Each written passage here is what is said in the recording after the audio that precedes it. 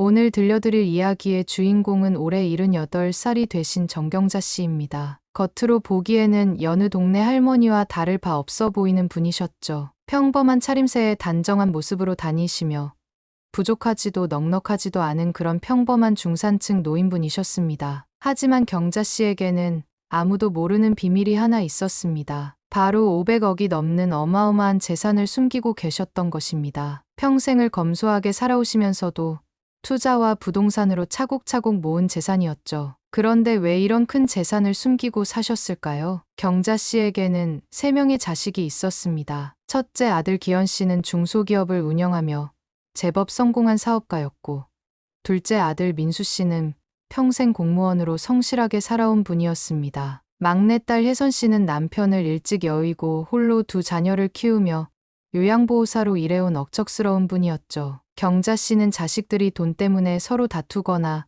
게으름을 피우는 것을 가장 경계하셨습니다. 그래서 평생을 평범한 중산층 생활을 유지하며 자식들을 키우셨던 겁니다. 자식들은 어머니가 그저 평범한 분이라고만 생각했죠. 부족함 없이 키워주셨지만 특별히 사치스럽거나 남에게 자랑할 만한 것은 없었습니다. 이런 경자 씨의 모든 재산과 일정 관리는 전담 비서인 장태성 씨가 맡아서 했습니다. 장비서라고 불리는 이분은 10년 넘게 경자 씨를 모시며 두터운 신뢰를 쌓아온 분이었죠. 모든 금융 업무와 부동산 관리, 투자까지 완벽하게 처리해 주시는 덕분에 경자 씨는 아무도 모르게 자산가로 살아올 수 있었습니다. 그런 경자 씨에게 요즘 들어 하나의 작은 기쁨이 생겼습니다. 바로 첫째 아들 기현 씨의 아들, 29살 된 손자 지우 씨 때문이었죠. 지우 씨는 착하고 성실한 청년으로 자란 손자였는데 최근 들어 결혼을 생각하고 있는 여자친구가 생겼다며 할머니께 자랑을 했던 것입니다. 할머니, 제가 정말 좋은 사람을 만났어요. 지우 씨가 보여준 사진 속 여성은 단정하고 똑똑해 보이는 인상이었습니다. 30살 된 윤수민 씨라는 분으로 은행에서 일한다고 했죠. 경자 씨는 손자가 이렇게 설레어하는 모습을 보니 매심 기뻤습니다. 죽기 전에 증손자도 볼 수 있겠구나 하는 생각에 마음이 따뜻해지셨던 거죠. 손자의 연애 소식을 듣고 며칠이 지난 어느 날이었습니다. 경자 씨는 평소처럼 백화점에 나가셨습니다. 막내딸 혜선 씨 생일 선물을 하나 사주려고 하셨던 거죠. 혜선 씨는 평생 고생만 하며 살아오신 분이라 어머니인 경자 씨 마음에 늘 미안함이 있으셨거든요. 백화점 화장품 코너를 둘러보시던 중이었습니다. 갑자기 한쪽에서 큰 소리가 들렸습니다. 한 여성이 직원에게 소리를 지르고 있었던 것이죠. 이게 뭐예요? 제가 비싼 돈 주고 산 건데 이런 식으로 포장해 주는 거예요? 그 여성은 손에 든 화장품 상자를 직원 앞으로 던지듯 내밀며 화를 내고 있었습니다. 직원은 당황한 표정으로 사과를 했지만 그 여성의 화는 더욱 커져만 갔습니다. 사과로 되는 줄 알아요? 이런 식으로 일하면서 월급 받는 게 부끄럽지도 않나? 주변에 있던 다른 고객들도 모두 놀란 눈으로 바라볼 정도였습니다. 그 여성의 목소리는 백화점 전체에 울려 퍼질 만큼 컸거든요. 경자 씨도 처음에는 그냥 지나치려 하셨습니다. 요즘 젊은 사람들 중에는 예의 없는 사람들이 종종 있다고 생각하셨던 거죠. 그런데 그 여성이 고개를 돌리는 순간 경자 씨는 깜짝 놀라셨습니다. 바로 며칠 전 손자 지우 씨가 자랑스럽게 보여준 사진 속의 그 여성이었던 것입니다. 윤수민 씨였습니다. 경자 씨는 믿을 수가 없으셨습니다. 손자가 그렇게 착하고 예쁘다고 자랑하던 그 여자친구가 이렇게 남에게 막말을 하는 사람이었다니 말입니다. 경자 씨는 조금 더 가까이 가서 상황을 지켜보셨습니다. 수민 씨는 계속해서 직원을 질책했습니다. 포장이 마음에 들지 않는다며 다시 해달라고 했다가 다시 해준 것도 마음에 들지 않는다며 화를 냈습니다. 심지어 다른 고객들이 쳐다본다며 그것마저 직원 탓으로 돌렸죠. 다른 사람들이 다 쳐다보잖아요. 이런 시끄러운 곳에서 일 처리를 해서 그런 거 아니에요? 경자 씨는 마음이 무거워지셨습니다. 저런 사람이 우리 지우의 아내가 될 수도 있다는 생각에 걱정이 앞섰던 것입니다. 하지만 혹시 오해일 수도 있지 않을까 하는 마음도 있으셨죠. 누구나 하루 컨디션이 안 좋을 때가 있을 수 있으니까요. 그러나 수민 씨의 행동은 계속되었습니다. 결국 매니저까지 나와서 사과를 했는데도 만족하지 않았습니다. 오히려 더 큰 소리를 내며 다른 고객들에게까지 피해를 주고 있었던 것입니다. 백화점에서 있었던 일이 마음에서 떠나지 않으셨던 경자 씨는 집에 돌아오신 후 곧바로 장비서에게 전화를 하셨습니다. 평소 자식들의 연애나 결혼 문제에는 전혀 간섭하지 않으셨던 분이었는데 이번만큼은 달랐습니다. 장비서, 부탁이 하나 있어요. 말씀하세요. 사모님, 지우 여자친구에 대해서 좀 알아봐 주세요. 윤수민이라는 사람인데 나이는 30살 정도이고 은행에서 일한다고 하더라고요. 장비서는 경자 씨의 부탁을 받고 며칠간 조용히 수민 씨에 대해 조사를 시작했습니다. 개인정보를 함부로 캐는 것은 아니었지만 공개된 정보들과 지인들을 통해 알 수 있는 범위 내에서 말이죠. 일주일 후 장비서가 경자 씨를 찾아왔습니다. 그의 표정이 썩 밝지 않았던 것으로 보아 좋은 소식은 아닌 것 같았습니다. 사모님, 조사 결과를 말씀드리겠습니다. 장비서는 정리해온 자료를 펼치며 차근차근 설명을 시작했습니다. 윤수민 씨는 지금까지 3번의 직장을 옮겼는데 매번 동료들과의 마찰 때문이었다고 했습니다. 성격이 까다롭고 자신의 잘못을 인정하지 않는 성향이 강하다는 것이 공통적인 평가였죠. 그리고 사모님, 더 중요한 것이 있습니다. 장비서는 조심스럽게 말을 이어갔습니다. 수민 씨가 지우 씨를 만나게 된 경위에 대한 내용이었습니다. 우연한 만남이 아니라 의도적으로 접근했다는 정황들이 발견되었던 것입니다. 수민 씨는 지우 씨의 친구를 통해 지우 씨 집안 배경을 미리 알아본 후 접근했다는 것이었습니다. 기현 씨가 중소기업 대표라는 사실, 그리고 경제적으로 여유가 있는 집안이라는 점을 파악한 후에 연애를 시작했다는 거죠. 경자 씨는 이 말을 들으시고 깊은 한숨을 쉬셨습니다. 역시 백화점에서 본 그 모습이 우연이 아니었던 것입니다. 평소 성격이 그런 사람이었던 거죠. 장비서, 혹시 그 사람이 어느 은행에서 일하는지 알 수 있을까요? 네. 사모님 댁에서 그리 멀지 않은 곳에 있는 지점에서 근무하고 있습니다. 경자 씨는 머릿속으로 계획을 세우기 시작하셨습니다. 손자 지우 씨에게 직접 말씀을 드리는 것보다는 직접 그 사람의 인품을 확인해보고 싶으셨던 것입니다. 혹시 모르니까요. 아직도 마음 한편으로는 오해일 수도 있다는 생각이 있으셨거든요. 그날 밤 경자 씨는 잠을 이루지 못하셨습니다. 지우 씨의 행복한 표정이 자꾸 떠올랐기 때문입니다. 손자가 그렇게 좋아하는 사람을 할머니가 반대한다면 얼마나 상처받을까 하는 생각에 마음이 아프셨던 거죠. 며칠 후 장비서는 추가 조사 결과를 가지고 다시 경자 씨를 찾아왔습니다. 이번에는 더욱 구체적인 내용들이었습니다. 사모님, 윤수민 씨가 지우 씨를 만나게 된 과정을 더 자세히 알아봤습니다. 장비서의 설명에 따르면 수민 씨는 작년 가을 지우 씨의 대학 동창 모임에 누군가의 소개로 참석했었다고 합니다. 그 자리에서 처음 지우 씨를 보았는데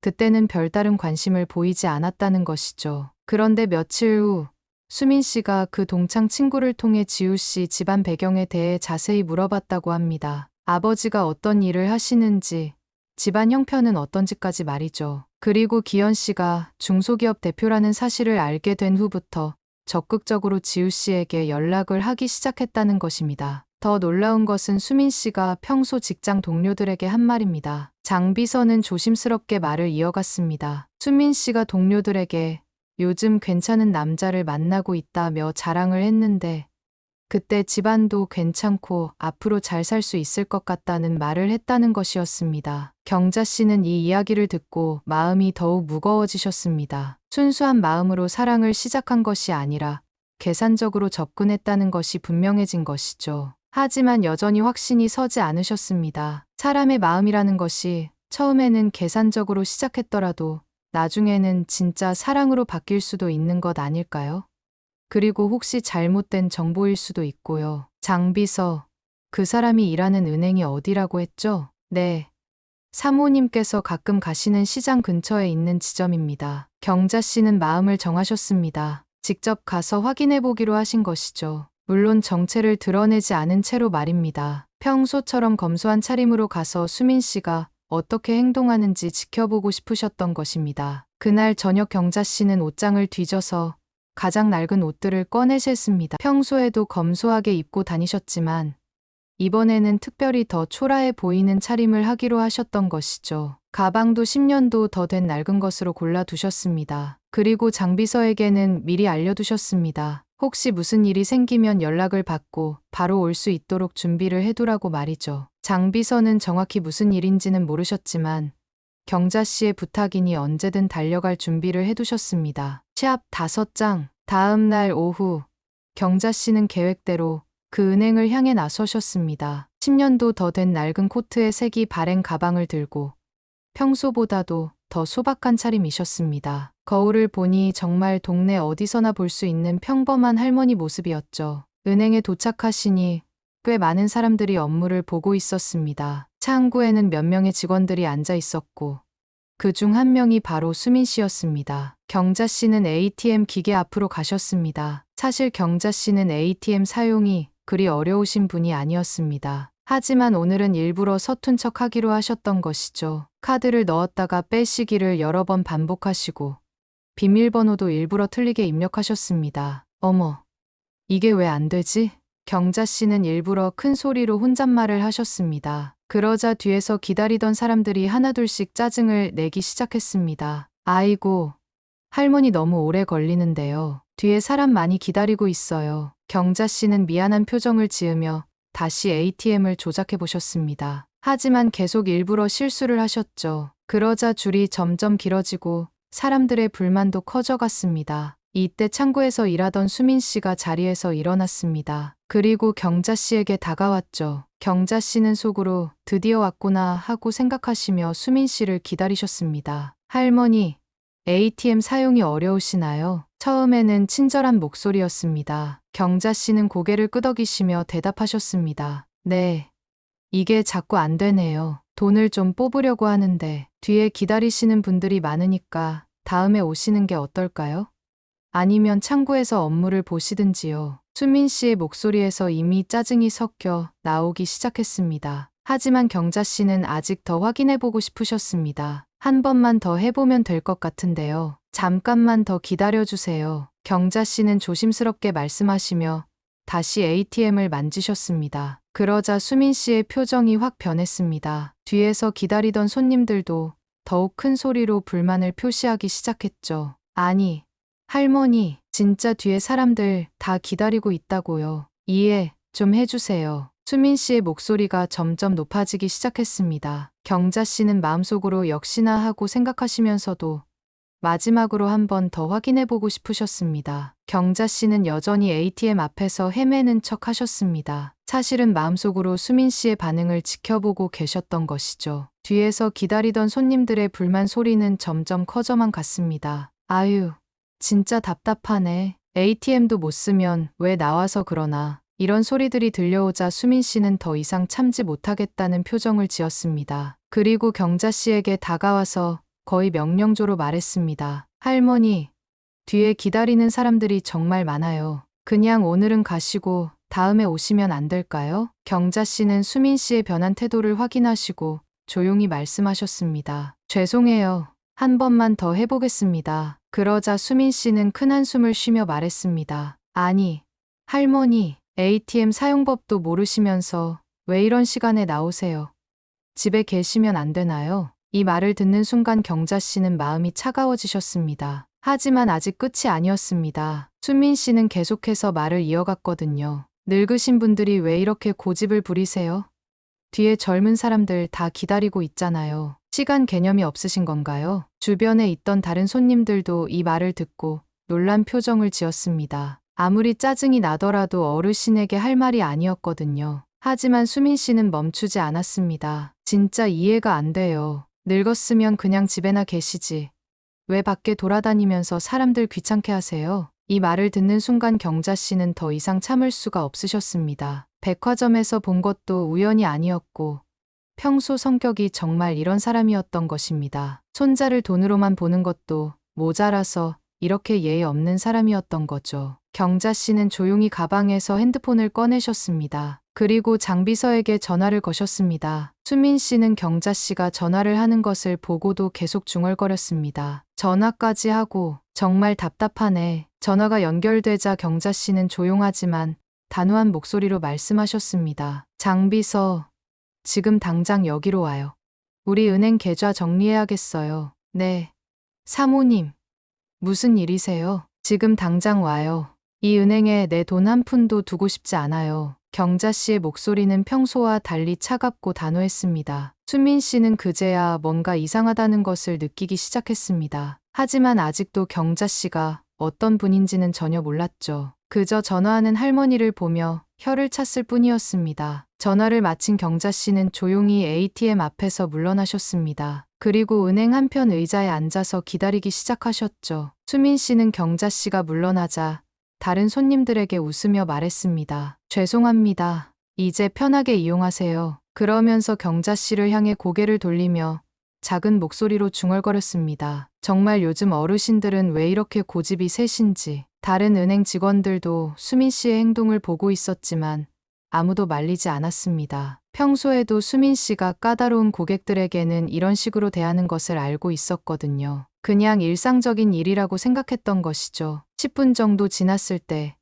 은행 입구로 한 남성이 급하게 들어왔습니다. 바로 장비서였습니다. 그는 정장을 깔끔하게 차려입고 서류 가방을 들고 있었죠. 은행에 들어오자마자 경자 씨를 찾았습니다. 사모님, 무슨 일이세요? 경자 씨는 조용히 일어나시며 수민 씨가 있는 창구 쪽을 가리키셨습니다. 저 직원 때문이에요. 내 계좌 모두 정리하고 싶어요. 장비서는 경자 씨의 표정을 보고 심상치 않다는 것을 직감했습니다. 평소 온화하신 경자 씨가 이렇게 차가운 표정을 지으시는 것을 본 적이 없었거든요. 알겠습니다. 바로 처리하겠습니다. 장비서는 곧바로 창구로 향했습니다. 수민 씨는 정장을 입은 장비서를 보고 조금 긴장한 표정을 지었습니다. 하지만 여전히 경자 씨와 장비서가 어떤 관계인지는 모르고 있었죠. 안녕하세요. 정경자 고객님의 계좌 해지 업무를 보려고 합니다. 장비서가 정중하게 말하자 수민 씨는 고개를 끄덕였습니다. 그런데 장비서가 꺼낸 서류들을 보는 순간 수민 씨의 얼굴색이 변하기 시작했습니다. 잠깐만요.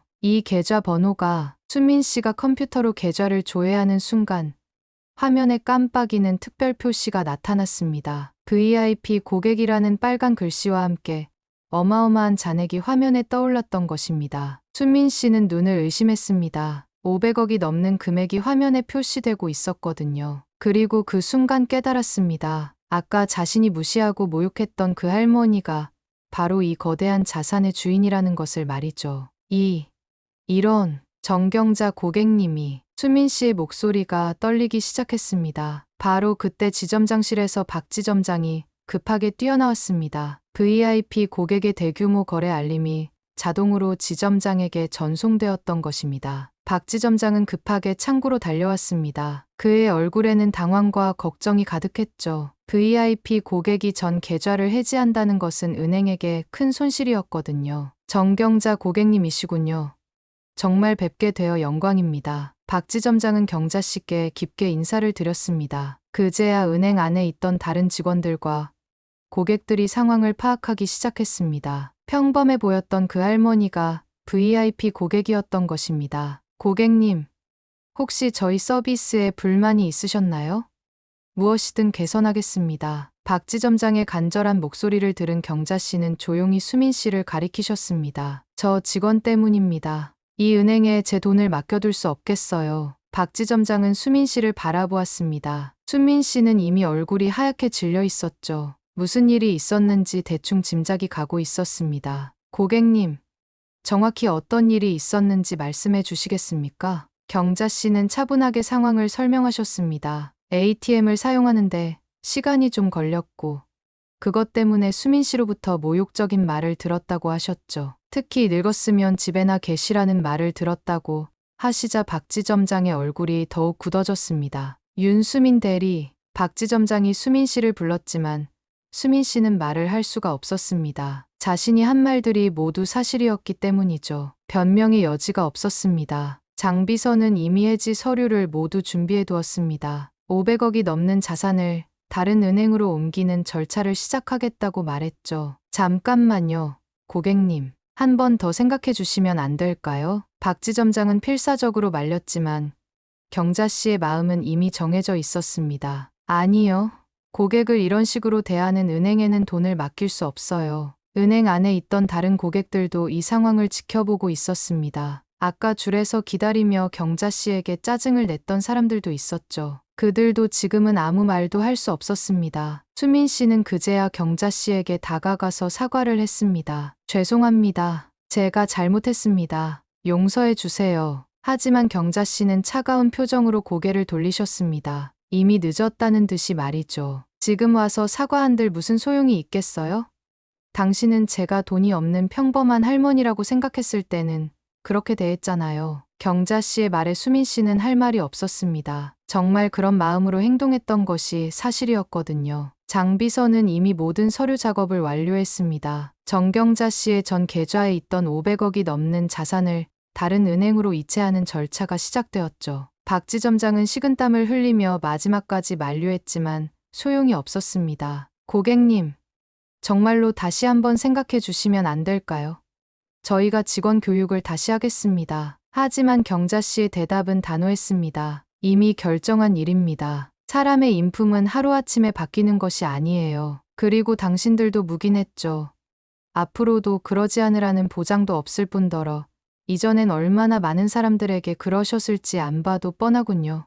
은행 안의 분위기는 얼어붙었습니다. 다른 직원들은 수민 씨를 보는 눈빛이 차가웠죠. 직원들의 잘못된 행동 때문에 은행 전체가 큰 손실을 입게 된 것이었습니다. 수민 씨는 자리에 주저앉을 뻔했습니다. 자신이 한 행동이 얼마나 큰 일이 될지 전혀 생각하지 못했던 것이죠. 그냥 평범한 할머니 한 분을 무시한 것뿐이라고 생각했는데 그분이 이런 거대한 자산을 가진 분이었다니 말입니다. 장비서, 이제 가죠. 경자 씨는 일어서시며 은행을 나가려 하셨습니다. 그때 수민 씨가 다시 한번 달려와서 경자 씨의 앞을 막았습니다. 정말 죄송합니다. 제발 한 번만 더 기회를 주세요. 하지만 경자 씨는 수민 씨를 똑바로 바라보며 말씀하셨습니다. 당신은 지금도 제가 돈이 많다는 것을 알았기 때문에 사과하는 거죠.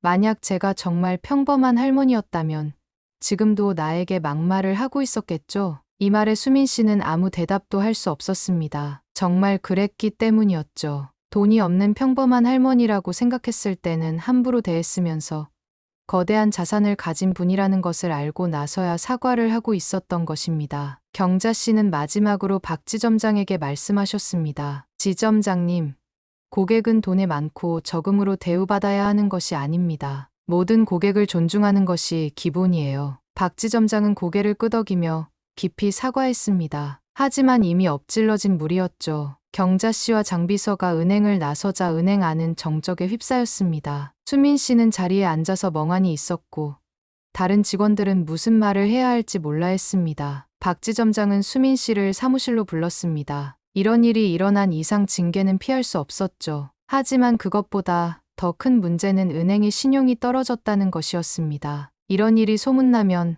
다른 고객들도 불안해할 테니까요. 은행에서 나온 경자 씨는 장비서와 함께 차에 올라타셨습니다. 마음이 무거우셨습니다. 단순히 돈을 옮긴 것 때문이 아니라 손자 지우 씨 때문이었죠. 이제 정말로 수민 씨의 정체를 확인했으니 지우 씨에게 말씀을 드려야 했습니다. 장비서, 오늘 저녁에 가족들을 모두 불러요. 이제 말해야 할 때가 온 것 같아요. 네, 사모님, 어떻게 말씀드릴까요? 그냥 가족 모임이라고 하세요. 오랜만에 다 같이 저녁 먹자고요. 경자 씨는 창밖을 바라보시며 깊은 생각에 잠기셨습니다. 평생 숨겨온 비밀을 이제 공개해야 할 때가 온 것 같았습니다. 자식들과 손주들에게 자신이 어떤 사람인지, 그리고 왜 이렇게 살아왔는지 설명해야 했죠. 그날 저녁, 정경자 씨의 집에는 온 가족이 모였습니다. 첫째 아들 기현 씨 가족, 둘째 아들 민수 씨 가족, 막내딸 혜선 씨와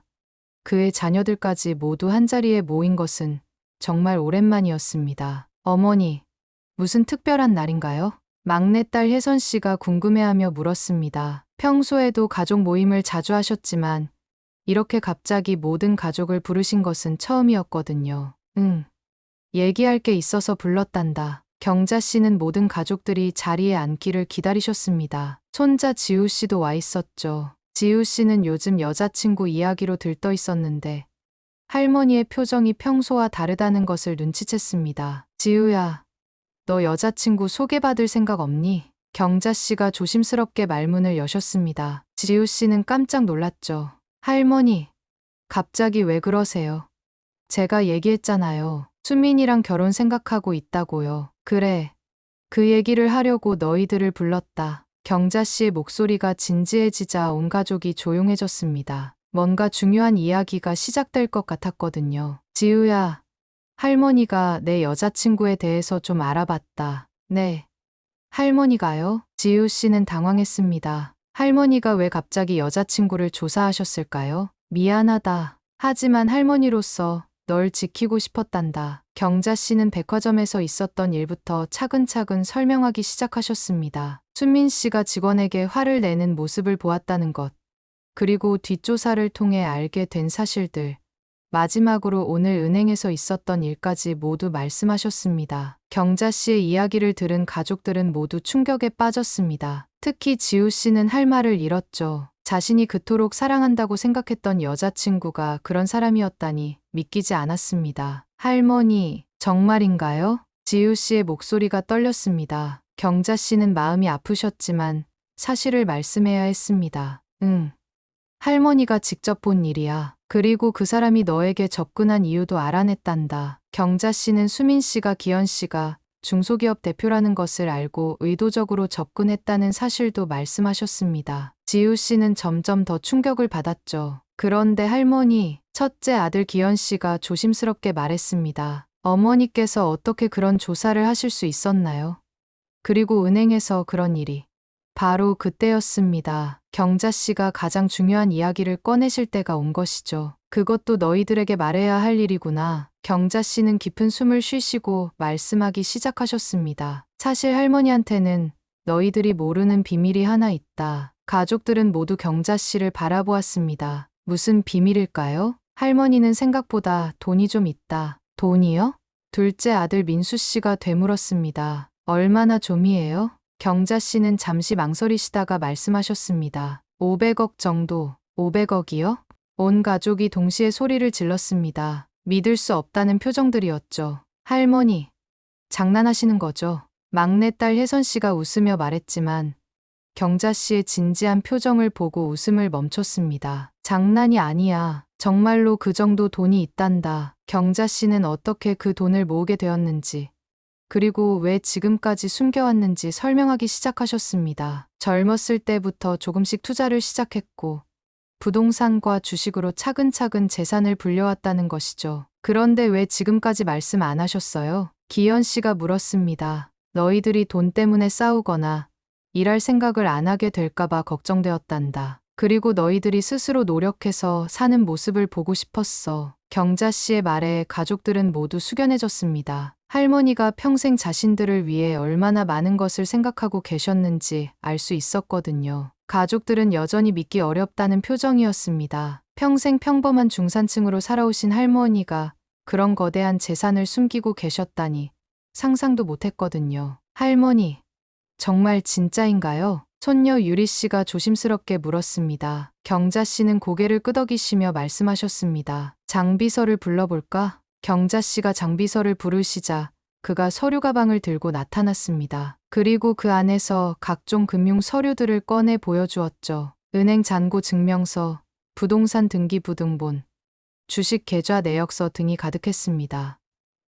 이게 정말이네요. 기현 씨가 서류들을 보며 중얼거렸습니다. 숫자들이 너무 커서 실감이 나지 않았지만 분명히 실제 서류들이었습니다. 어머니, 그런데 왜 갑자기 이 모든 걸 말씀하시는 거예요? 민수 씨가 물었습니다. 경자 씨는 지우 씨를 바라보시며 말씀하셨습니다. 지우 때문이야. 그 여자가 우리 집안의 돈을 노리고 접근했다는 걸 알았으니까. 지우 씨는 고개를 떨구고 말없이 앉아 있었습니다. 자신이 얼마나 순진했는지 깨달았거든요. 수민 씨가 자신을 정말 사랑해서 만나는 줄 알았는데 알고 보니 돈 때문이었던 것입니다. 지우야, 너무 상심하지 마라. 경자 씨가 손자를 위로하시며 말씀하셨습니다. 할머니가 이렇게 한 것은 널 힘들게 하려는 게 아니야. 나중에 더 큰 상처받기 전에 알려주고 싶었던 거다. 할머니, 고맙습니다. 지우 씨가 눈물을 참으며 말했습니다. 제가 너무 어리석었어요. 사람을 제대로 보지 못했네요. 경자 씨는 계속해서 말씀하셨습니다. 그리고 너희들에게 또 하나 말해야 할 게 있다. 이 돈은 모두 너희들 것이야.